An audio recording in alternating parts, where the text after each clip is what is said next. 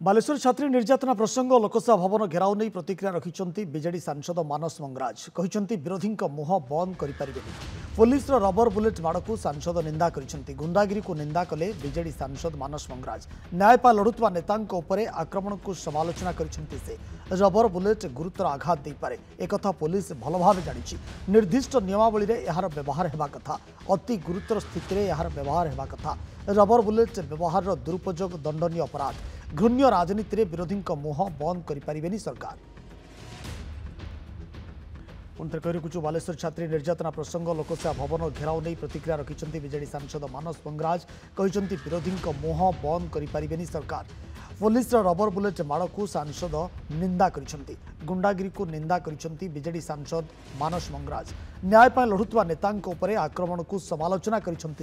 rubber bullet गुरुतर आघात दे पारे एक पुलिस भल भाव जानी निर्दिष्ट नियमावली में यार व्यवहार होगा कथा अति गुरुतर स्थित में यार व्यवहार होगा कथा रबर बुलेट व्यवहार दुरुपयोग दंडनीय